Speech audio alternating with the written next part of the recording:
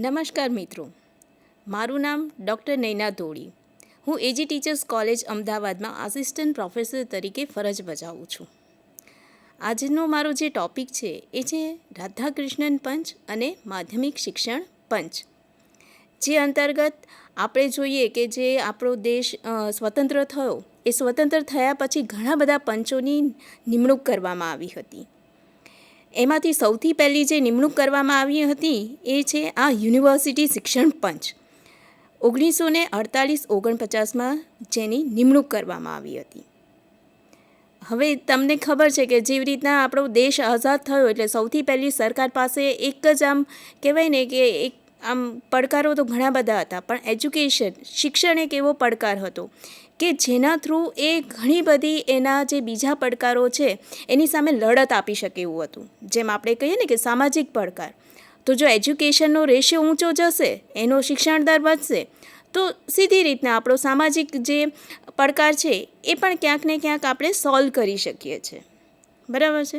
એટલે એ જ રીતના આ જે નવી સરકારની રચના થઈ આઝાદી પછી, તો એ લોકોનો જે આ પડકાર હતો ને એની સૌથી પહેલી શરૂઆત એ લોકોએ યુનિવર્સિટીના જે એજ્યુકેશન છે એનાથી કરી, જેનું નામ હતું યુનિવર્સિટી શિક્ષણ પંચ.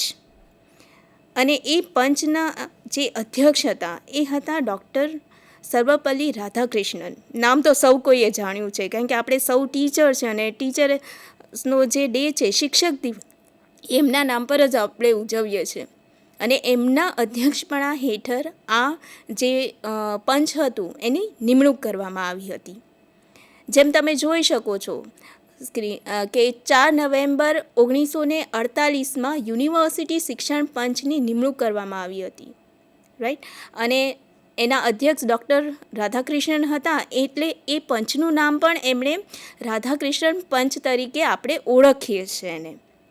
અને આ જે પંચ હતું એમણે જ્યારે આ આખું એમનું આ જે નવી શોધખોળો અને આ જે નવા જે પડકારો આવી રહ્યા હતા એના વિશે જાણકારી મેળવવા માટે જે સંશોધન કાર્ય શરૂ કર્યું, કારણ કે પંચ છે એટલે એવું તો નહોતું કે એમને બધી ખબર જ હતી પહેલેથી, પણ એમણે આ જે 48થી 49 દરમિયાન એમણે અલગ અલગ આખા ભારત દેશમાંની અલગ અલગ યુનિવર્સિટી અને તજજ્ઞો પાસેથી જુદા જુદા ડેટા કલેક્ટ કર્યા પ્રશ્નાવલીના થ્રુ. અને એના થ્રુ એમણે માહિતીઓ ભેગી કરી અને એક અહેવાલની રચના કરી. જે આખો અહેવાલ હતો 18 અધ્યાય અને 747 પૃષ્ઠનો, જે એમણે સરકારને 25 ઓગસ્ટ 1949ના દિવસે સુપ્રત કર્યો હતો. જેની અંદર અલગ અલગ જે તજજ્ઞો છે એમના જે મંતવ્યો છે, એ લોકોની જે ભલામણો હતી એને સમાવિષ્ટ કરવામાં આવી હતી. એ જે પંચ છે એનું કાર્યક્ષેત્ર કયું હતું? તો યુનિવર્સિટી શિક્ષણ અને શોધનો ઉદ્દેશ. કેમ કે આ તો પંચ હતું એટલે પંચ એવું તો નથી ને કે ગમે ત્યાં એટલે ગમે તે દિશામાં એમણે કાર્ય કરવું. એટલે એ લોકોએ એમનું જે આખું કાર્યક્ષેત્ર હતું એ નક્કી કર્યું હતું કે કયા કયા કાર્યક્ષેત્રની અંદર આપણે કાર્ય કરવાનું છે. તો એમાં સૌથી પહેલું જ હતું યુનિવર્સિટી શિક્ષણ અને શોધનો ઉદ્દેશ, કારણ કે પંચ નિમાયું જ હતું યુનિવર્સિટી શિક્ષણ માટે, એટલે સૌથી પહેલો ઉદ્દેશ્ય તો એ જ હતો. અને શોધ એટલે કે જે નવા રિસર્ચ વર્ક થાય છે તો એ સંશોધકો માટે પણ કંઈક કરવું જોઈએ એમ, એના માટેનું પણ એમણે એક એમના મગજની અંદર ઉદ્દેશ્ય રાખ્યો હતો. એના સિવાય જે ભારતમાં જેટલી યુનિવર્સિટી એ સમયે હતી તો એ યુનિવર્સિટીની અંદર પણ સંગઠન, નિયંત્રણ અને એની અંદર જરૂરી પરિવર્તનો લાવવા માટેનું પણ કાર્યક્ષેત્ર એમણે નક્કી કર્યું હતું એમ, કે આપણે આ દિશામાં પણ કાર્ય કરીશું. જેમ આપણા સૌને ખબર છે કે જ્યારે આપણે આઝાદ થયા ત્યારે આપણે ભારતની અંદર એટલી બધી યુનિવર્સિટીઓ નહોતી, બહુ ઘણી ગાંઠી હતી. બનારસ યુનિવર્સિટી છે, અલીગઢ યુનિવર્સિટી છે, રાઈટ. એટલે આવી બહુ જ ઓછા પ્રમાણમાં યુનિવર્સિટીઓ હતી. તો એટલા માટે આ જેટલી પણ યુનિવર્સિટી હતી એ બધાને સંગઠિત કરવાની હતી. એની ઉપર નિયંત્રણ એટલે એ રીતના કે જો એ લોકોની જે ત્યાં અલગ અલગ જે પદ્ધતિઓ, પ્રવેશ પ્રક્રિયાઓ હોય કે મૂલ્યાંકનની પદ્ધતિઓ હોય, રાઈટ, તો એની ઉપર નિયંત્રણ કરવાનું હતું કે ક્યાંક કોઈક આપણા ભારતીય વિદ્યાર્થીને એના લીધે કંઈક નુકસાન તો નથી જઈ રહ્યું ને, એવી રીતના. એ જ રીતના જે યુનિવર્સિટીઓ હતી એની આર્થિક દશાને પણ એ લોકો ઓબ્ઝર્વ કરવા માગતા હતા, અવલોકન કરવા માગતા હતા. કેમ કે આપણા સૌને ખબર છે કે જ્યારે ભારતમાં આપણે અંગ્રેજોએ શાસનકાળ જ્યારે એમનું ચાલતું હતું એ દરમિયાન આપણી જે યુનિવર્સિટીઓ છે એની આર્થિક દશા પણ એટલી સારી નહોતી. કારણ કે એ યુનિવર્સિટીઓને જેટલા પ્રમાણમાં ફંડ મળવું જોઈતું હતું સરકાર તરફથી એ પ્રમાણમાં મળતું નહોતું. અને જો ધારો કે આપવામાં બી આવતું તો એ એવા કાર્યો માટે હતું કે જે ક્યાંક ને ક્યાંક એ બ્રિટિશર્સને કામ આવે, કાં પછી એમને ત્યાંના એમના દેશની અંદર કંઈક નવી શોધખોળો માટે કામ આવે. તો એટલા માટે જ અહીંયા ભારતની અંદર કોઈક નવી શોધખોળ થાય ને ભારતના લોકોને એ બહુ જ મદદરૂપ થઈ રહ્યું, એના માટે પણ આ જે યુનિવર્સિટીની આર્થિક દશા છે એ જાણવું જરૂરી બની ગયું હતું. એટલે એમણે આ કાર્યક્ષેત્રને પણ એમાં સમાવિષ્ટ કર્યું હતું. એવી જ રીતના વિશ્વવિદ્યાલયોમાં પ્રવેશનું ધોરણ અને પરીક્ષાનું ધોરણ નક્કી કરવું સીધી વાત છે. કારણ કે જ્યારે આપણે આખા ભારત દેશમાંની જેટલી પણ યુનિવર્સિટીઓ છે એમાં દરેક જગ્યાએથી વિદ્યાર્થી એડમિશન માટે જતું હોય તો એના પ્રવેશ ધોરણો પણ એક સરખા રાખવા જરૂરી બની જાય છે. કેમ કે જ્યારે યુનિવર્સિટીનું પ્રમાણ જ ઓછું હોય તો સીધી વસ્તુ છે કે વિદ્યાર્થીઓ આખા ભારત દેશમાંથી ગમે ત્યાંથી એડમિશન માટે આવશે. તો એ સમયે એમની સાથે કોઈ અન્યાય ન થાય એ માટે સરખા પ્રવેશ ધોરણો રાખવા એ પણ એક એમનું કાર્યક્ષેત્ર હતું. એમણે વિચાર્યું હતું કે આપણે આ દિશામાં પણ કાર્ય કરવાનું છે, રાઈટ. અને એવી જ રીતના પરીક્ષાનું પણ, કેમ કે જ્યારે વિદ્યાર્થી એની ડિગ્રી લઈને બહાર નીકળશે તો ત્યારે જો એને જોબ કરવી હશે, એનો નવો વ્યવસાય ચાલુ કરવો હશે તો એ ડિગ્રી એને કામ આપવાની છે. તો એવું તો નથી કે જ્યાંથી એ ભણીને નીકળ્યો છે ત્યાં જ એ જોબ કરશે, ત્યાંથી બીજા પણ કોઈક જગ્યાએ જઈ શકે છે. તો ત્યાં એની ડિગ્રી કેવી રીતના કામમાં આવશે, એટલે એ રીતનું આપણે માર્કિંગ કરવાનું છે. એ રીતની એનામાં કેપેબિલિટીઝ ડેવલપ થાય, એનામાં કૌશલ્ય જે વિકાસ પામવું જોઈએ ને એ વિકાસ પામે, એ માટે પણ એમણે આ કાર્યક્ષેત્રની રચના કરી હતી. એટલે એના સિવાય પણ બીજા કાર્યક્ષેત્ર છે, જેમ કે શિક્ષણનું માધ્યમ. સીધી વસ્તુ છે કે હમણાં પણ જો તમે મોટાભાગનાને ખબર જ હશે કે નવી જે શિક્ષણ નીતિ આવી છે 2020, એની અંદર પણ આપણે શિક્ષણનું માધ્યમ જે છે એની ઉપર બહુ જ ધ્યાન કેન્દ્રિત કરવામાં આવ્યું છે. એટલે આપણને એવું લાગે કે આ મુદ્દો નવો છે, પણ નવો નથી. આ મુદ્દો તમે વિચારો કે આપણે આઝાદ થયા ત્યારથી ચાલી રહ્યો છે કે આપણી જે ભણતરની પ્રક્રિયા છે, અધ્યયન અધ્યાપનની, એમાં બાળકોને એટલી ફ્રીડમ હોવી જોઈએ કે એની માતૃભાષામાં એ શિક્ષણ લઈ શકે. અને જ્યારે અંગ્રેજો હતા ત્યારે એમણે જબરજસ્તી કહીએ કે પછી આમ કહેવાય ને કે કમ્પલસરી કરી દીધું હતું કે ભાઈ અંગ્રેજી માધ્યમ જ રાખવાનું, એટલે બાળકોને પણ કમ્પલસરી અંગ્રેજી માધ્યમમાં જ ભણવું પડે.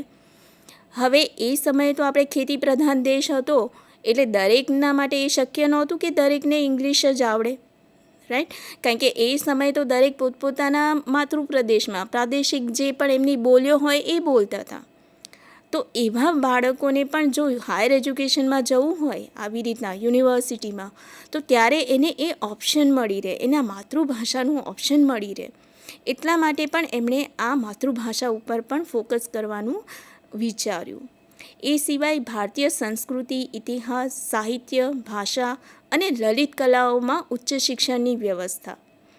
એટલે તમે વિચારો કે સરકારે માત્ર એવું નથી કે ભણવા ઉપર જ આમ ધ્યાન કેન્દ્રિત કરવા અંગે વિચાર્યું હતું. આપણી ભારતીય સંસ્કૃતિ એટલે કે ક્યાંક ને ક્યાંક એ થોડી ઘણી ખંડિત થઈ હતી, તો એને કેવી રીતના આપણે જાળવવાની છે, એને કેવી રીતના ખીલવવાની છે, એના માટે પણ એમણે આ જે પંચ નિમાયું હતું ને એમણે એનું ફોકસ આઉટ કર્યું હતું, ધ્યાન કેન્દ્રિત કર્યું હતું. અને કેવી રીતના આપણે આપણી સંસ્કૃતિનું જતન કરીએ, એની સાથે સાથે આપણી પાસે જે સાહિત્યનો આટલો મોટો ભંડાર છે જે આપણી માતૃભાષામાં આપણે કહી શકીએ, તો એને પણ આપણે બીજા લોકો જે છે, અન્ય દેશના લોકો છે, અન્ય રાજ્યના લોકો છે, એના સુધી પણ પહોંચે, એના માટેનું પણ એમણે આ જે કાર્યક્ષેત્ર છે એમાં એ વસ્તુને વણી લીધી હતી. એવી જ રીતના વિશ્વવિદ્યાલયોમાં ધાર્મિક શિક્ષણ. સીધી વસ્તુ છે કે જ્યારે અંગ્રેજો આવ્યા ત્યારે ક્યાંક ને ક્યાંક ધર્મના નામે જ એમણે આપણી વચ્ચે ફૂટ પડાવી હતી. ભાગલા પડોને રાજ કરો જે હતું એમનું સ્લોગન, એ ક્યાંક ને ક્યાંક આ ધાર્મિક શિક્ષણને જ અડી જાય છે. તો એટલા માટે તે વખતે સૌથી મોટો પડકાર આ ધાર્મિક શિક્ષણનો જ હતો કે જો આપણે બાળકોને પહેલેથી ધર્મને લગતા જે એમની અંદર ભેદભાવો છે એને દૂર કરી શકાય એવું શિક્ષણ આપીશું તો સીધી વસ્તુ છે કે એ લોકો એ સમયે જ્યારે ભણવા જશે તો એ ભેદભાવ નહીં રાખે કે ભાઈ આ મુસલમાન છે કે આ શીખ છે કે આ ઈસાઈ છે કે આ ક્રિશ્ચન છે, રાઈટ. તો એ રીતના ધાર્મિક શિક્ષણ ઉપર પણ ફોકસ કર્યું હતું.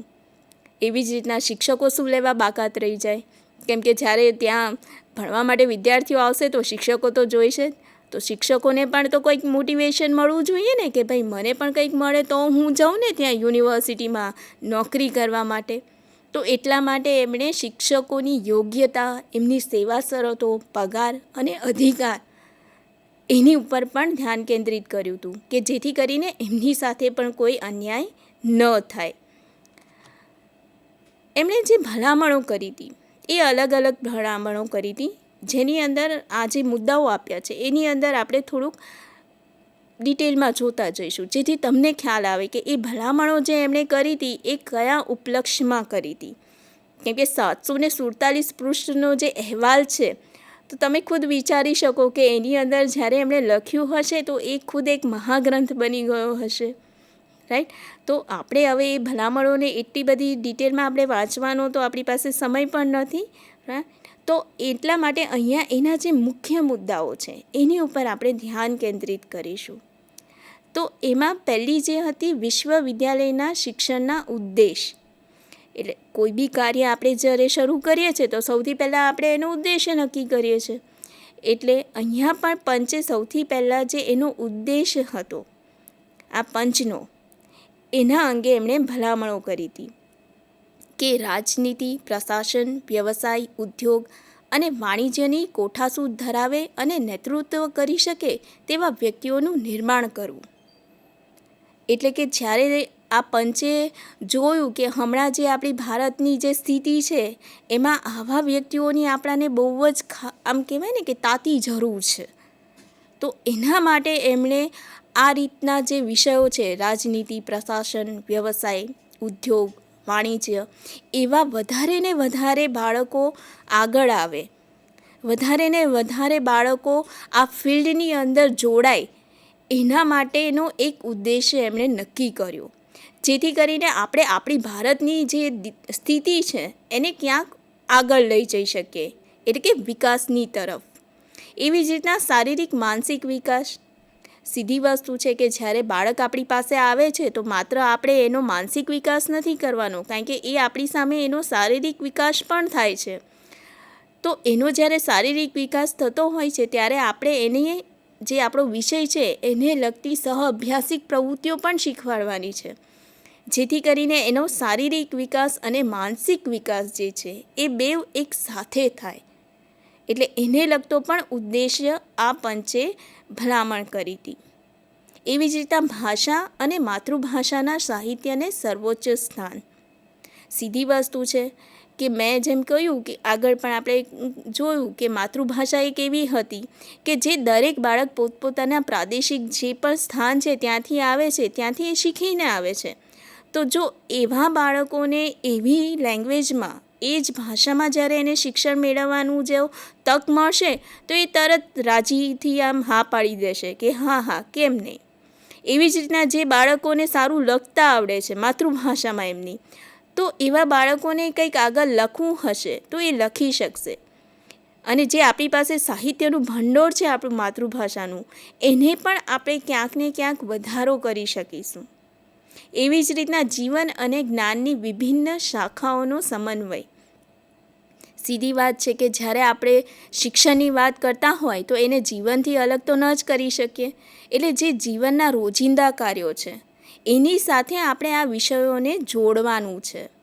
અને એની સાથે આપણે જ્યારે બાળકોને શિક્ષણ આપીશું તો એને એવું નહીં લાગે કે ના આ જે હું ભણી રહ્યો છું ને એ તો મને કંઈક લાઈફમાં કામ નથી આવવાનું, એવું ન થાય. એને એની સાથે જોડાણ રહે એ રીતનું આપણે એને શિક્ષણ આપવાનું છે. પછી અધ્યાપક વર્ગ તો સૌથી પહેલો આવે, કેમ કે જો આપણી પાસે શિક્ષકો જ નહીં હોય તો આપણે ગમે એટલું સારી વસ્તુઓ વિચારીશું, ગમે એટલો સારો પ્રયત્ન કરીશું, ગમે એટલો સારો ઇન્ફ્રાસ્ટ્રક્ચર હશે, પણ આપણે કશું નહીં કરી શકીએ. તો એટલા માટે અધ્યાપક વર્ગ માટે એમણે ભલામણો કરી હતી.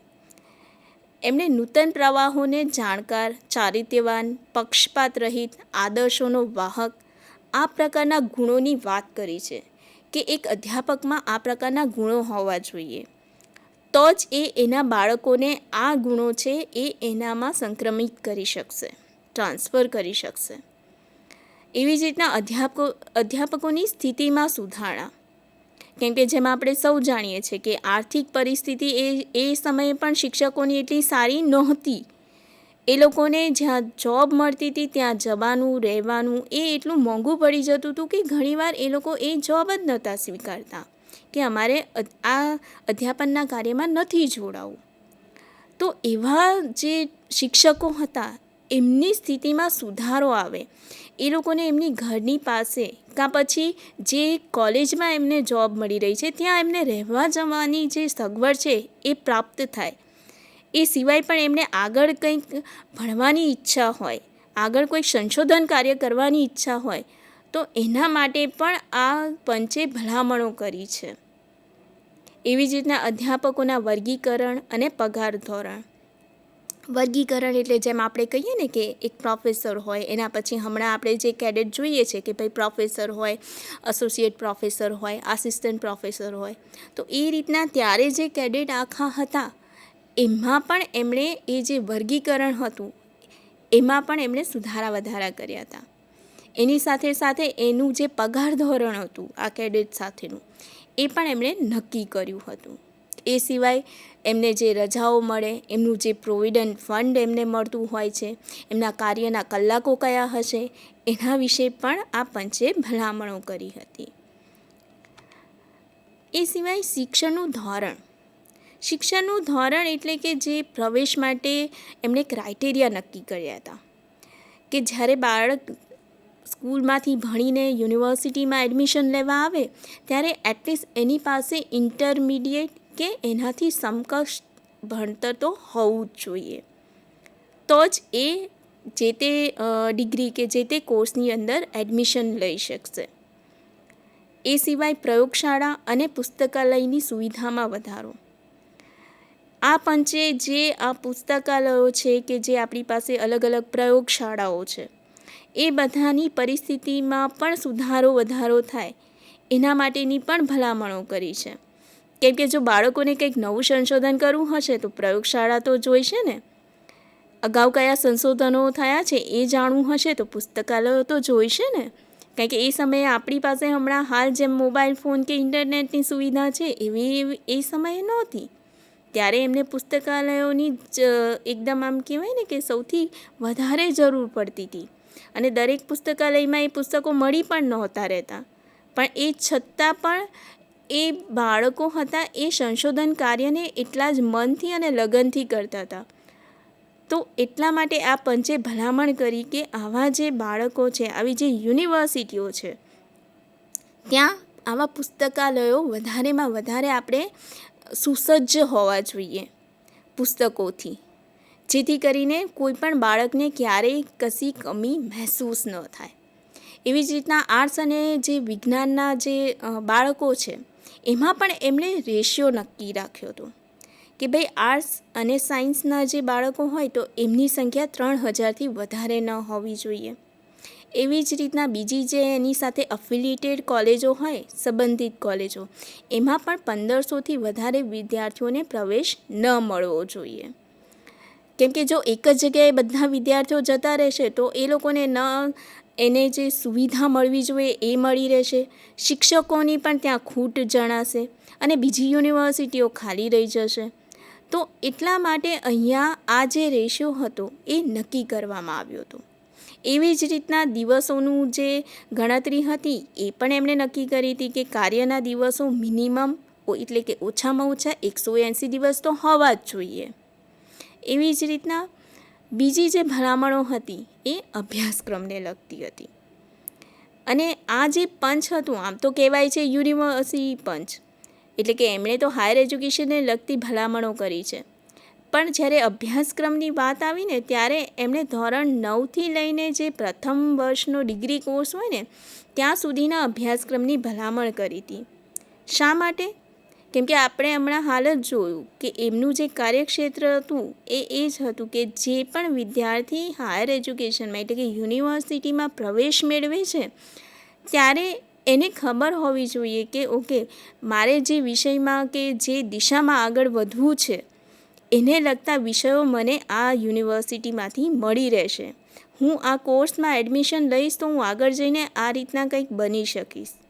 તો એ કંઈ ડાયરેક્ટલી એ લોકો જ્યારે સ્કૂલ પાસ કરીને નીકળી જાય એટલે તરત નક્કી નથી થતું.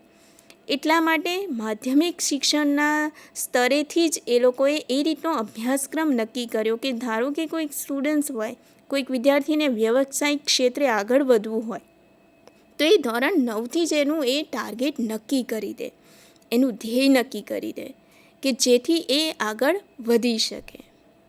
એવી જ રીતે અભ્યાસક્રમની અંદર એમણે અવધિ પણ નક્કી કરી હતી કે ભાઈ 3 વર્ષની અવધિ રહેશે જે ડિગ્રી કોર્સ હોય છે એની. અને એના પછી આગળ જો કોઈક અનુસ્નાતકની ડિગ્રી કરવા માંગતું હોય એટલે કે માસ્ટર્સ ડિગ્રી કરવા માંગતું હોય તો જો ઓનર્સ કર્યું હશે તો 1 વર્ષનું રહેશે અને સ્નાતક હશે તો એને 2 વર્ષનું અનુસ્નાતક કરવું પડશે.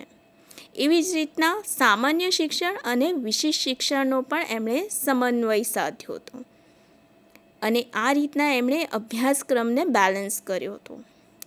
એ જ રીતના અનુસ્નાતક પ્રશિક્ષણ અને શોધ અંગે પણ એમણે ઘણી બધી ભલામણો કરી હતી. અનુસ્નાતક એટલે કે જ્યારે જે પણ વિદ્યાર્થી છે એ એનું ગ્રેજ્યુએશન કમ્પ્લીટ કરીને એટલે કે સ્નાતકનો જે કોર્સ છે એ કમ્પ્લીટ કરીને જ્યારે આગળ જાય છે તો ત્યારે એને એક મોટિવેશન મળે, એક ઉત્સાહ મળે કે જેથી કરીને એ એમાં એડમિશન લે. અને એટલા માટે એમણે અનુસ્નાતક પદવીના નિયમોમાં સમાનતા સ્થાપી હતી જેથી કરીને કોઈ બી વિદ્યાર્થીઓને એમાં નુકસાની ન થાય કાં પછી એવું ન લાગે કે ના આને એડમિશન મળ્યું અને મને ન મળ્યું એમ. તો એટલા માટે એમણે એ નિયમોમાં પણ સમાનતા સાધી દીધી હતી. એટલે જે પણ વિદ્યાર્થી છે એને ધારો કે અનુસ્નાતકમાં એડમિશન લેવું છે તો એને લગતી એનું જે મેરિટ બનતું હશે એના આધાર પર એને એમાં એડમિશન મળી જ જશે. એવી જ રીતના જે વિદ્યાર્થીઓ પીએચડી કરે છે તો એ પીએચડી કરનાર વિદ્યાર્થીઓને પણ અખિલ ભારતીય સ્તરે પસંદગી કરશે.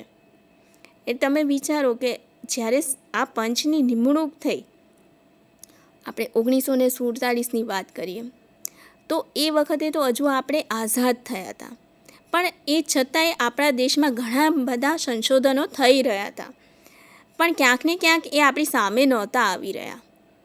તો એટલા માટે એવા જે બાળકો હતા કે જે લોકોમાં ખરેખર એટલી પોટેન્શિયાલિટી છે, જે ખરેખર કંઈક નવું સંશોધન કરવા માંગે છે, એવા બાળકો માટે એમણે આ અખિલ ભારતીય સ્તરે એટલે કે આખા ભારતની અંદર એમણે એવા વિદ્યાર્થીઓની શોધખોળ કરી અને એવા વિદ્યાર્થીઓને પ્રોત્સાહન પૂરું પાડવા માટે પણ ભલામણો કરી કે જેથી કરીને આવા બાળકોને આગળ આવે અને એમને જે પણ ફંડની જરૂર હોય સંશોધન કાર્ય માટે તો એ મળી રહે. એમને જો કોઈક એવી જગ્યાની જરૂર હોય, પુસ્તકોની જરૂર હોય તો એ પણ એને મળી રહે. એટલા માટે એમણે એવા બાળકો જે છે એની પસંદગી કરી છે. એવી જ રીતના શોધ કાર્યની અવધિ પણ એમણે નક્કી કરી હતી કે 2 વર્ષની તો હશે જ હશે. બરાબર છે? એટલે કે શોધ કાર્ય એવું નથી કે ચલો ભાઈ 1 મહિનામાં પૂરું થઈ ગયું, ચલો સબમિટ કરાવી દો. એટલે એ 2 વર્ષનું રહેશે. અને એવી જ રીતના શિષ્યવૃત્તિ પણ મોટી સંખ્યામાં એ લોકોએ આપવાની શરૂ કરી જેથી કરીને અનુસ્નાતક શિક્ષણ કે શોધ કરવા માટે વધારે ને વધારે વિદ્યાર્થીઓ એ દિશામાં આગળ આવે. અને એવી જ રીતના વૈજ્ઞાનિકોને પણ પ્રશિક્ષણ આપવામાં આવ્યું. કેમ કે એવું તો ન હોય કે એક શોધખોળ કરી દીધી એટલે બસ પતી ગયું, હવે મારે બીજી નથી કરવી. કારણ કે એ વૈજ્ઞાનિકો તો ક્યારેય એવું નથી વિચારતા કે બસ આ શોધ પૂરી થઈ ગઈ એટલે બધું પતી ગયું. એ સતત નવું શોધખોળો કરતા જ રહેતા હોય છે. તો એટલા માટે એવા જે વૈજ્ઞાનિકો છે એ લોકોને પણ નવી શોધખોળો કરવા માટે ઓર વધારે ઉત્સાહ આવે, વધારે કંઈક મોટિવેશન મળે, એટલા માટે એમને પ્રશિક્ષણ આપવા માટેની પણ ભલામણ કરવામાં આવી છે.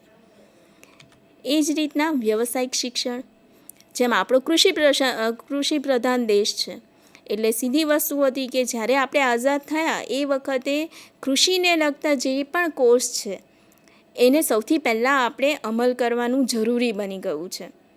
કેમ કે જો આપણે એ લોકોને બીજા કોઈ શિક્ષણમાં મૂકીએ તો કદાચ ઘરેથી એમના જે મમ્મી પપ્પા છે, માતા પિતા ના પાડી દે કે શું જરૂર છે, આપણે તો ખેડૂતો છે, આપણાને શું કામ આવશે.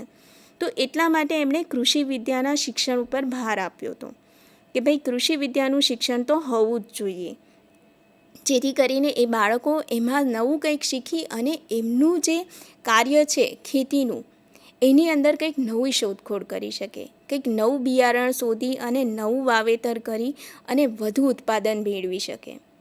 એવી જ રીતના વાણિજ્ય શિક્ષણ, વાણિજ્યને લગતા જે વ્યવસાયો છે એને લઈને પણ એમણે ઘણી બધી ભલામણો કરી હતી. કેમ કે ઘણા એવા પણ લોકો હતા કે જે નાનો મોટો ધંધો રોજગાર કરતા હતા. તો એવા બાળકો જે હતા, એવા બાળકોને વધારે સારી રીતના એક કહેવાય ને કે દિશા મળી રહે કે કયો ધંધો રોજગાર શરૂ કરવાથી વધારે નફો મળશે કે પછી ઓછું નુકસાન જશે કાં પછી લાંબા ગાળા સુધી એ ટકી રહેશે, એ જાણકારી એને મળી રહે એના માટે પણ વાણિજ્ય શિક્ષણ ઉપર વધારે ધ્યાન કેન્દ્રિત કરવામાં આવ્યું હતું. એ જ રીતના શિક્ષણ એટલે કે આપણું જે એજ્યુકેશનનું ફિલ્ડ છે એને લગતી પણ ઘણી બધી ભલામણો એમણે કરી હતી કે જે શિક્ષકો બહાર પડે છે એમને પ્રશિક્ષણ એકદમ એવું મળવું જોઈએ કે જ્યારે એ બહાર નીકળે એ શિક્ષકો ત્યારે ક્યાંય એનામાં કોઈ કચાશ ન હોય, એ વ્યવસાયિક રીતે સજ્જ હોય, દરેક રીતના એ જે પડકારો છે એને ઝેલવા માટે તૈયાર હોય, પછી સામાજિક પડકારો હોય, આર્થિક પડકારો હોય કે પછી કોઈ પણ બીજા પ્રકારના, એ દરેકને લડવા માટે તૈયાર હોય એવા પ્રકારનો શિક્ષક બનાવવા માટેની પણ એમણે ભલામણો કરી હતી. એવી જ રીતના એન્જિનિયરિંગ અને ટેકનોલોજી એટલે કે જે એન્જિનિયર્સ નવા જે આપણે આવશે, જ્યારે એ છોકરાઓ જ્યારે એડમિશન લેશે તો જ્યારે એ ડિગ્રી કમ્પ્લીટ કરીને બહાર નીકળશે તો એ સમયે એ વિદ્યાર્થીઓ ક્યાંક ને ક્યાંક આપણા દેશ માટે કામમાં જ આવવાના છે. કારણ કે જેટલું આપણે કહીએ ને કે આપણાને પ્રગતિ કરવાની હતી, તો પ્રગતિ કરવા માટે અને વિકાસ કરવા માટે તો આવું જે માનવબળ હતું એની તો બહુ જ જરૂર હતી. તો એના માટે એન્જિનિયરિંગ અને ટેકનોલોજીની અંદર પણ એમણે એવા વિષયો અને એવો અભ્યાસક્રમ રાખવાની ભલામણો કરી હતી કે જેથી કરીને એ વિદ્યાર્થીઓ જ્યારે એ ડિગ્રી કોર્સ કરીને બહાર નીકળે તો ક્યાંક ને ક્યાંક એ આપણા ભારત દેશને જ મદદરૂપ રહે. એવી જ રીતના કાનૂનમાં પણ એટલે કે લૉમાં પણ એવી રીતના જ એમણે ભલામણ કરી હતી. ચિકિત્સા એટલે કે મેડિકલમાં પણ એમણે એ રીતની જ ભલામણો કરી હતી. એ જ રીતના ધાર્મિક શિક્ષણ, આ પંચે ધાર્મિક શિક્ષણને લઈને પણ એ જ ભલામણો કરી હતી કે આપણી દેશની અંદર જે ધર્મને લઈને જે ભાગલાઓ પડ્યા છે એ ભાગલાઓને આપણે દૂર કરવાના છે. તો એના માટે થઈને આપણે આપણા જે યુનિવર્સિટીનું જે લેવલ છે, એક સ્તર છે, જ્યાં બાળકો આવે છે ત્યારે એ એટલા મેચ્યોર લેવલના હોય છે કે એ દરેક બાબતોને સમજી વિચારી શકે છે.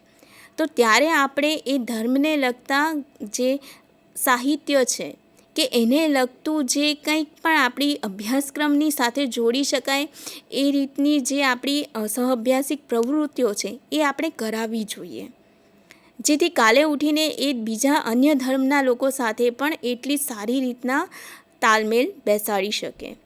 અને એટલા માટે જ એમણે આધ્યાત્મિક પ્રશિક્ષણ તરફ પણ ધ્યાન કેન્દ્રિત કર્યું હતું. પણ અહીંયા કટ્ટરવાદી ધાર્મિક શિક્ષણની વાત નથી. અહીંયા માત્ર એકબીજાના ધર્મને, એની સંસ્કૃતિને, એના મૂલ્યોને સમતોલ કરવાની, એની સાથે આપણે તાલમેલ બેસાડવાની, એને આપણે જે એના સારા મૂલ્યો છે એને આપણે પોતાનામાં ક્યાંક ને ક્યાંક ઉતારીએ એના માટેની એમણે ભલામણો કરી હતી. એવી જ રીતના શિક્ષણનું માધ્યમ આપણે જોયું કે એ તો માતૃભાષામાં હોવું જોઈએ, જેથી કરીને એ જે વિદ્યાર્થીઓ છે જે પ્રાદેશિક લેવલથી આવે છે તો એ લોકોને આ શિક્ષણ મેળવવામાં ક્યાંય તકલીફ ન પડે. એવી જ રીતના પરીક્ષા માટેનું પણ એમણે ભલામણો કરી હતી કે ભાઈ વૈજ્ઞાનિક ઢબે પરીક્ષાઓ થવી જોઈએ. એટલે આપણે કહીએ ને કે ભાઈ પેપર ચેક કરતા હોય અને શિક્ષકો એમની રીતના મનપસંદગીના માર્ક ન મૂકી દે, તો એટલા માટે આજે હમણાં આપણે જોઈએ છે કે કોમ્પિટિટિવ એક્ઝામો થતી હોય છે. તો એની ભલામણો આ 1948માં થઈ હતી. એટલે તમે વિચારો કે જે આ પંચ હતું એ કેટલું દૂરંદેશી હતું. આજે પણ આપણે એ પંચની ભલામણોને આપણે માની શકીએ છીએ, એને ફોલો કરી રહ્યા છે. એવી જ રીતના એમણે ઉચ્ચતર માધ્યમિક શાળામાં પણ મનોવૈજ્ઞાનિક અને અભિયોગ્યતાની પરીક્ષાઓ લેવાનું પણ ભલામણ કરી છે, કે જેથી કરીને એ વિદ્યાર્થીઓની આપણે અભિયોગ્યતા જાણી અને એને એ દિશામાં આગળ વધવા માટેનું માર્ગદર્શન આપી શકીએ. કેમ કે જ્યારે બાળક આપણી પાસે આવે છે શિક્ષક પાસે કે મેડમ હું આગળ શું બનું, મને તો કશું ખબર જ નથી પડતી, તો એ સમયે આપણે શિક્ષક તરીકે એ બાળકને એક દિશા આપવી પડે છે કે તને આ વિષય ગમે છે, તારો રસ આ રુચિ આ સબ્જેક્ટમાં છે, તો તારે આ વિષયમાં આગળ વધવું જોઈએ. તો એના માટે અહીંયા કહેવામાં આવ્યું છે કે એ લોકોની અભિયોગ્યતાની પરીક્ષાઓ લેવાની છે, જેથી કરીને એ વિદ્યાર્થીઓને આપણે સાચી રાહ બતાવી શકીએ. એવી જ રીતના અન્ય જે ભલામણો હતી, જેમ વિદ્યાર્થી પ્રવૃત્તિ અને કલ્યાણ માટેની ભલામણો છે કે ભાઈ કયા કયા પ્રકારની પ્રવૃત્તિઓ આપણે વિદ્યાર્થીઓ પાસે કરાવવી જોઈએ. એ જ રીતના સ્ત્રી શિક્ષણ માટે પણ એમણે ભલામણો કરી હતી. કેમ કે સ્ત્રીઓનું જે લેવલ હતું, જે આપણે કહીએ કે આઝાદી સમયે એ જે સમાનતાનો દર હતો એ બહુ જ એમાં ડિફરન્સ હતો, બહુ જ મોટો તફાવત હતો.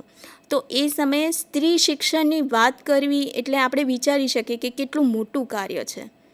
પણ છતાંય આ પંચે ભલામણ કરી હતી કે સ્ત્રીઓને શિક્ષણ મળવું જોઈએ, અને એના માટે એમણે સ્પેશિયલ જે ગૃહ વિજ્ઞાનનો જે કોર્સ છે એ આ યુનિવર્સિટી લેવલે ઇમ્પ્લિમેન્ટ કરવા માટેની ભલામણો કરી હતી, કે જેથી કરીને સ્ત્રીઓને શિક્ષણ અપાવવા માટે એમના ઘરેથી કોઈ આમ રોકટોક ના રહે, એના માટે.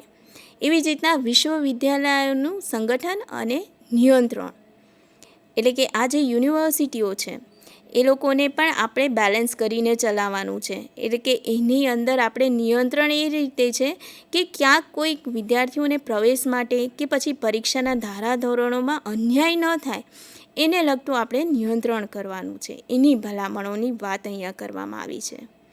એવી જ રીતના નાણાં વ્યવસ્થા, એટલે કે ક્યાંથી આ યુનિવર્સિટીઓને ફંડ મળશે અને ક્યાંથી એ લોકોને આ ફંડની વ્યવસ્થાઓ અન્ય જગ્યાએથી કરવાની જરૂર પડે તો એ ક્યાંથી કરી શકશે, એ બધાની પણ ભલામણો અહીંયા આ પંચે કરી હતી.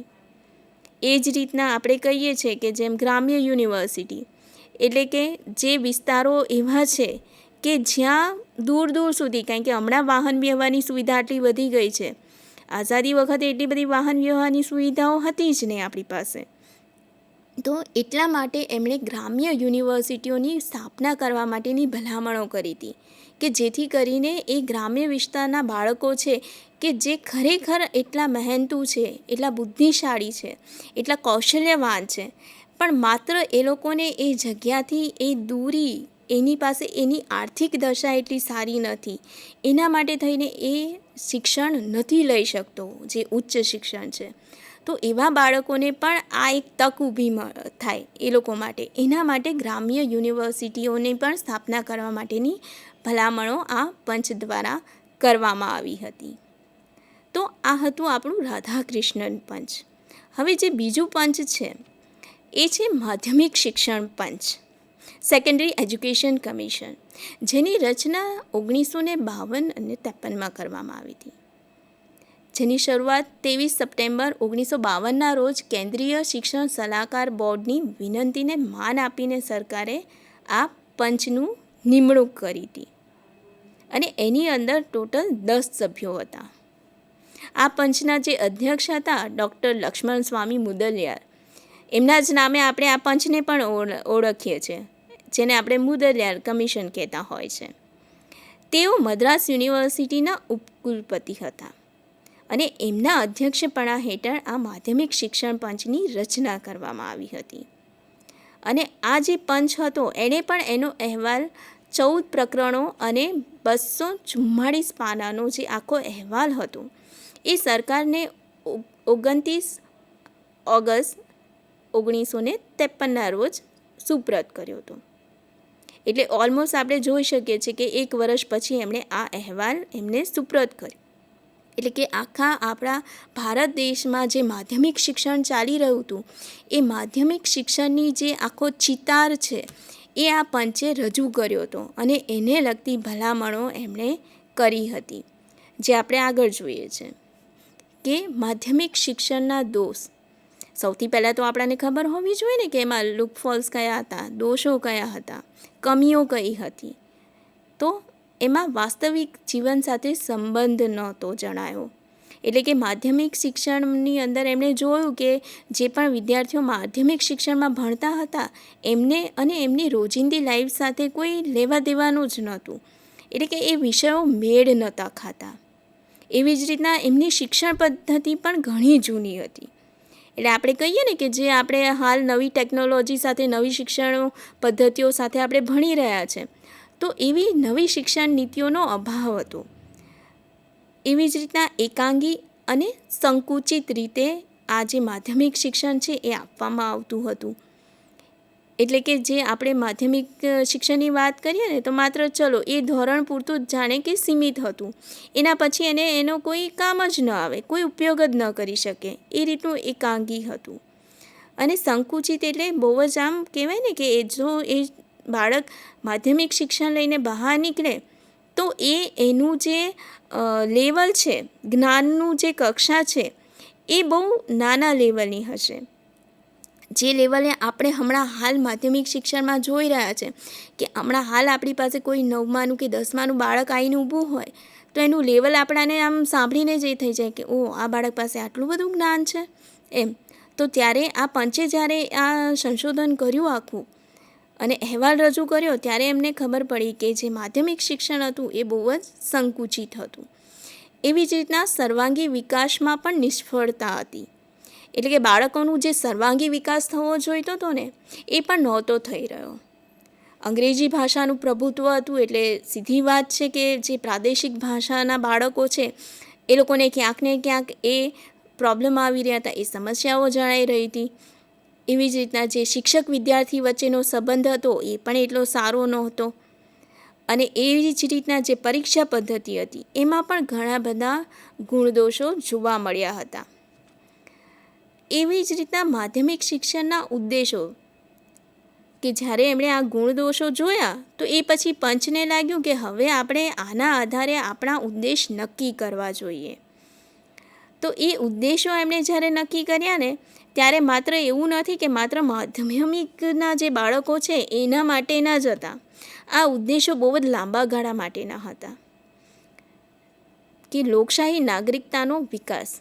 એટલે કે આપણો દેશ જ્યારે લોકશાહી આપણે કહીએ છીએ કે ભાઈ આપણે ત્યાં લોકશાહી છે, બરાબર છે, તો ત્યારે આપણે એ જે નાગરિક છે એટલે કે ભારતીય જે એક પોતાની આઈડેન્ટિટી લઈને આગળ વધે છે તો ત્યારે એને ખબર હોવી જોઈએ કે એ લોકશાહીમાં એને કેટલા બધા હક્કો મળેલા છે, કેટલા બધા અધિકારો મળેલા છે, પણ એની સાથે સાથે ક્યાંક ને ક્યાંક કેટલીક ફરજો પણ છે કે જે એણે અદા કરવાની છે.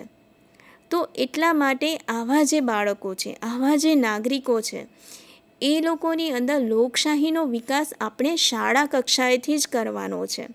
અને એટલા માટે આપણે માધ્યમિક લેવલથી જ આ જે લોકશાહી છે એના ગુણોનો વિકાસ કરવાનો છે. એવી જ રીતના વ્યવસાયિક કુશળતામાં પણ આપણે વૃદ્ધિ કરવાની છે. કેમ કે જે આ બાળકો માધ્યમિક પછી ધારો કે આગળ ન ભણવાના હોય તો એવા બાળકોને એના પછી આગળ જ્યારે જવાનું છે તો આ જ જે માધ્યમિક સુધીનું શિક્ષણ લીધું છે એનાથી આગળ જઈને એનો પોતાનો ધંધો રોજગાર શરૂ કરી શકે કે બીજું કોઈ કાર્ય એના પોતાના પગભર થવા માટે કરી શકે. એ રીતની કુશળતા એનામાં આવી જાય, એ રીતનો વિકાસ આપણે એમનામાં કરવાનો છે. એવી જ રીતના આવા બાળકોમાં નેતૃત્વની તાલીમનો વિકાસ થાય એના માટે પણ આપણે કાર્ય કરવાનું છે. કેમ કે ક્યાંક ને ક્યાંક આપણે એવું કહીએ કે ભાઈ નેતૃત્વ એ કંઈ બધાના હાથની વાત નથી, પણ ના, જો ખરેખર તમે કોઈકની પાસેથી ટ્રેનિંગ લો કાં પછી ખરેખર તમને ઈચ્છા હોય કે ના મારે નેતૃત્વનો ગુણ વિકસાવવો જ છે તો તમે વિકસાવી શકો છો. અને એ ગુણ જ્યારે તમારામાં વિકસિત થશે તો તમે કોઈ પણ કાર્યમાં પાછળ નહીં રહો અને દરેક લેવલે તમે પોતાની રીતના આગળ આવવાનો પ્રયત્ન કરશો.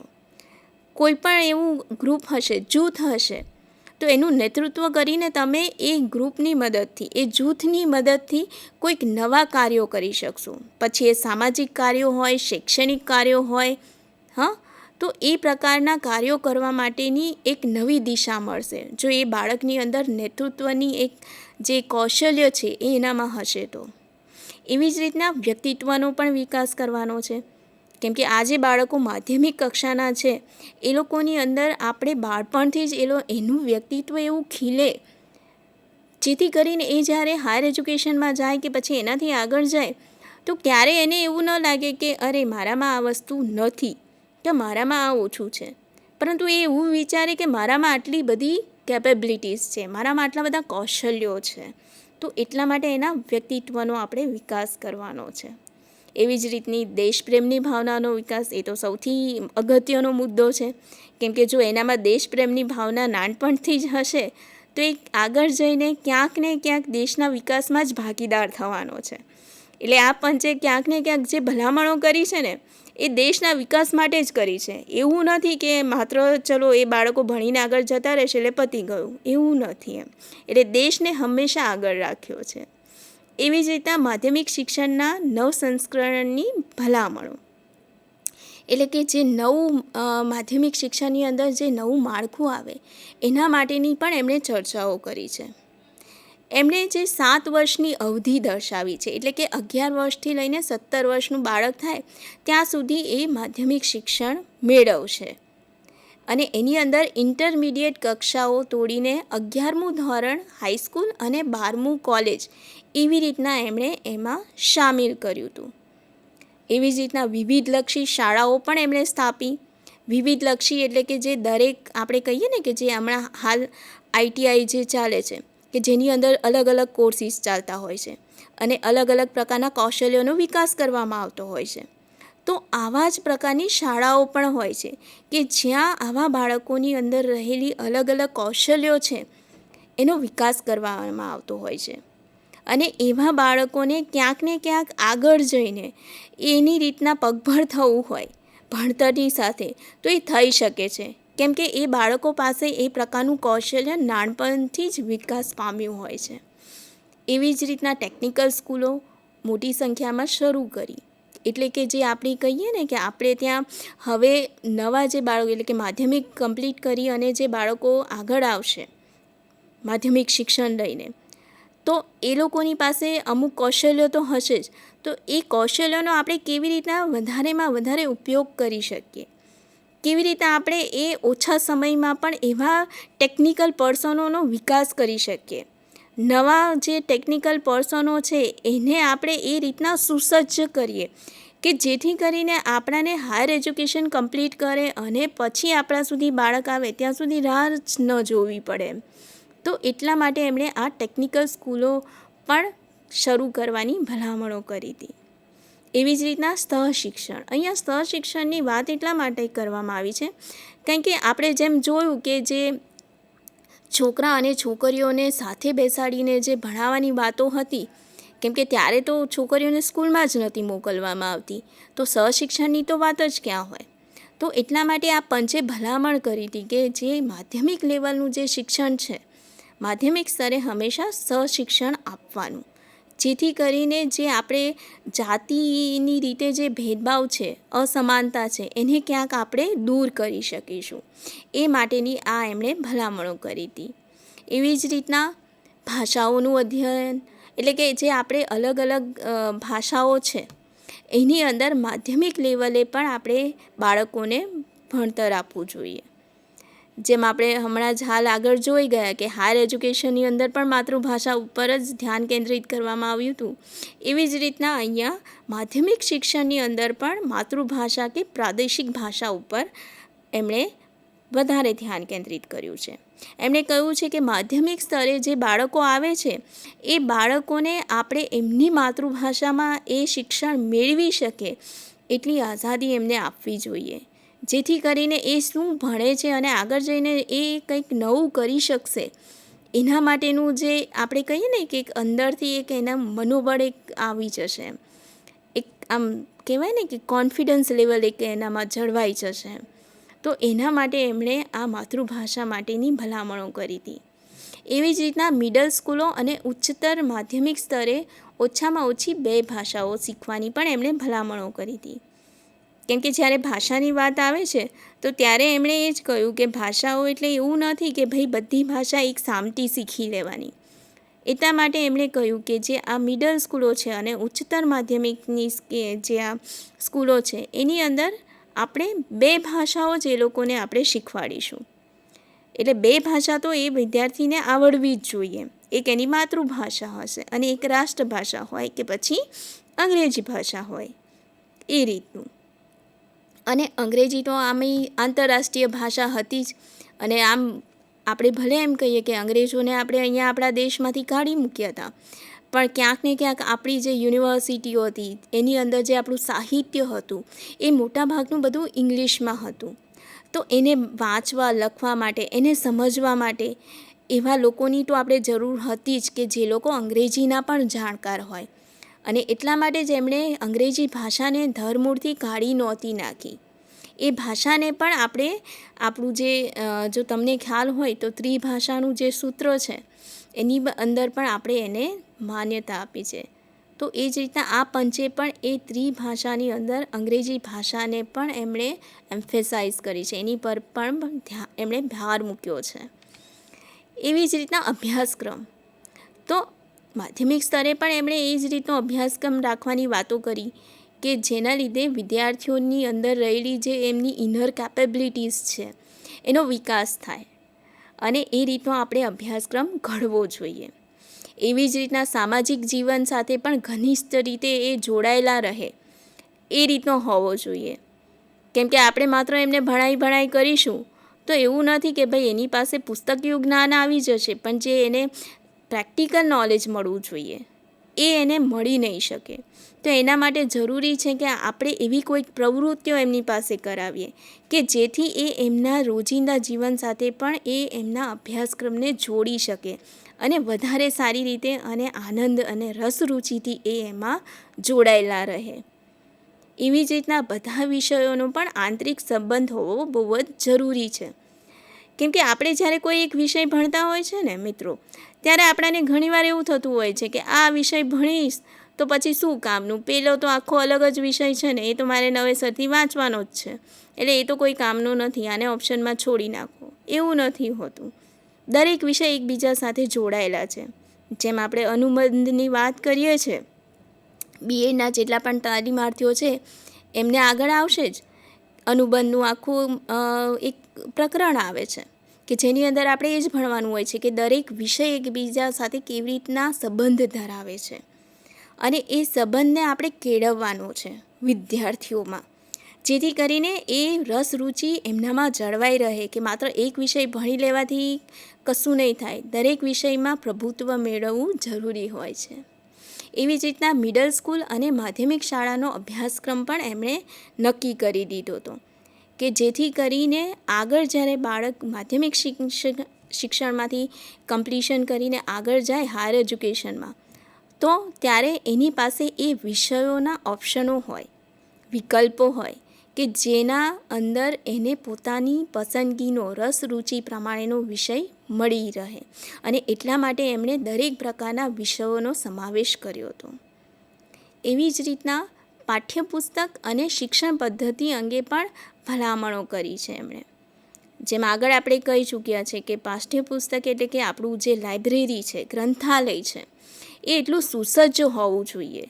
ત્યાં એટલી પુસ્તકો હોવી જોઈએ કે આપણા જે બાળકો છે એમને ક્યારેય એ જ્ઞાન ક્યારેય ખૂટે નહીં અને ક્યારેય એમાંથી એમને આમ કહેવાય ને કે એવું ના થાય કે અરે આ બધી પુસ્તકો તો મેં તો વાંચી દીધી, હવે કશું નવું છે જ નહીં, એવો વિચાર ક્યારેય ન આવે. હંમેશા એને નવું ને નવું કંઈક મળી જ રહે એ પ્રકારનું આપણું ગ્રંથાલય હોવું જોઈએ.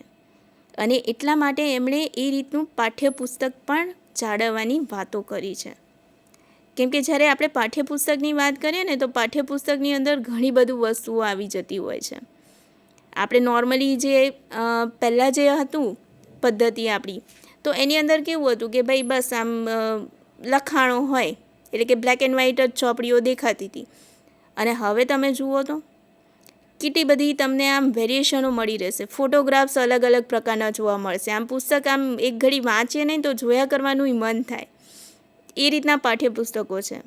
તો એટલા માટે એમણે એને લગતી પણ ભલામણો કરી હતી કે પાઠ્યપુસ્તક એવું હોવું જોઈએ કે વિદ્યાર્થી ફરીને ફરી એને વાંચવા માટે પ્રેરાય, ફરીને ફરી એને એવું થાય કે ના હું ફરી વાંચું એમ, રાઈટ. અને એવી જ રીતના શિક્ષણની પદ્ધતિ, એટલે કે નવી નવી શિક્ષણ પદ્ધતિઓ માટે પણ એમણે ભલામણો કરી હતી કે માત્ર આપણે એમને કથન પદ્ધતિથી જ ભણાવવું એવું નહીં, પણ નવી નવી પ્રોજેક્ટ પદ્ધતિ હોય કે પછી જૂથ ચર્ચા પદ્ધતિ હોય, એ રીતની નવી પદ્ધતિઓનો પણ આપણે વિકાસ કરવાનો છે. પ્રશ્નોત્તરી પદ્ધતિ હોય છે. તો આ જે પદ્ધતિઓ છે એમાં ક્યાંક ને ક્યાંક વિદ્યાર્થીઓની અંદર રહેલી ક્ષમતા બહાર આવશે અને એનાથી આપણે ક્યાંક ને ક્યાંક એ બાળકોને એક તક ઊભી કરીએ છીએ કે એ લોકો પણ કંઈક નવું જે એમના અંદર જ્ઞાન રહ્યું છે એને ઉજાગર કરી શકે. એના સિવાય કેટલીક ભલામણો જે છે એ પુસ્તકાને લઈને છે, ચારિત્ર્ય નિર્માણનું સ્થાનને લઈને છે, શાળામાં શૈક્ષણિક અને વ્યવસાયિક માર્ગદર્શનને લઈને છે, કે જે આપણને ખબર છે કે આ બધી વસ્તુઓ ક્યાંક ને ક્યાંક આપણા ભારત દેશના વિકાસમાં જ કામ આવવાની છે. કારણ કે જેટલું આપણી પાસે જ્ઞાનનું ભંડાર વધારે હશે બાળકો પાસે, એટલું જ એ કંઈક ને કંઈક નવું શોધખોળ કરવા માટે હંમેશા તત્પર રહેશે. અને જે જ્ઞાની પુરુષ હોય છે એ લોકો એમના ચારિત્ર્ય માટે ખરેખર વખણાતા હોય છે, એ તો દરેકને ખબર છે. તો એટલા માટે આપણે ક્યાંક ને ક્યાંક જ્યારે ચારિત્ર્યનું નિર્માણ કરવાનું વાત કરીએ છીએ તો એ ચારિત્ર્ય પણ એ રીતનું એમનામાં નિર્માણ પામશે. અને એ રીતનો આપણો સિલેબસ પણ હોવો જોઈએ, આપણા પાઠ્યપુસ્તકોમાં એ રીતના મૂલ્યો હોવા જોઈએ. અને તો જ આપણે એ લોકોનો શૈક્ષણિક અને વ્યવસાયિક જે વિકાસ છે એ કરી શકીશું અને એમને સહી માર્ગદર્શન આપણે આપી શકીશું. અને એ સિવાય અન્ય ભલામણો ઘણી બધી એમણે કરી હતી.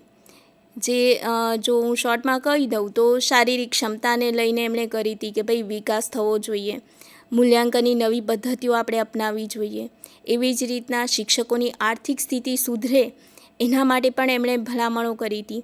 કેમ કે સીધી વસ્તુ છે કે જો શિક્ષકો જ નહીં હોય તો પછી બાળકોને ભણાવવા માટે કોણ આવશે? જો શિક્ષકોને પૂરતો જે પગાર છે એ નહીં મળતો હોય તો ક્યાંથી એ સારું શિક્ષણ આપશે? એવી જ રીતના શિક્ષકોને પણ જો એમને હાયર એજ્યુકેશનમાં જવું હોય, હજુ આગળ ભણવું હોય તો એ લોકોને પ્રોત્સાહનો પૂરા પાડવા માટે પણ આ પંચે ભલામણો કરી હતી. એટલે એવું નહીં કે તમે એકવાર જોબ પર આવી ગયા એટલે હવે શિક્ષકોએ આગળ ન ભણાય, એવું નહોતું. એમને એવા શિક્ષકોને પણ પ્રોત્સાહિત કરવા માટે વધારે ને વધારે એમને આગળ જાય, વધારે આગળ આવી અને એ કંઈક નવું ઇનોવેશન કરે એના માટેની ભલામણો કરી હતી. તો આ છે માધ્યમિક શિક્ષણ પંચ. આજે આપણે રાધાકૃષ્ણ પંચ અને માધ્યમિક શિક્ષણ પંચ વિશે ચર્ચા કરી. તો આજે આપણે રાધાકૃષ્ણન પંચ અને માધ્યમિક શિક્ષણ પંચ વિશે જોયું. જે એમણે ભલામણો કરી હતી એના વિશે પણ આપણે ચર્ચા કરી. તો આપ સૌનો આભાર મને સાંભળવા બદલ.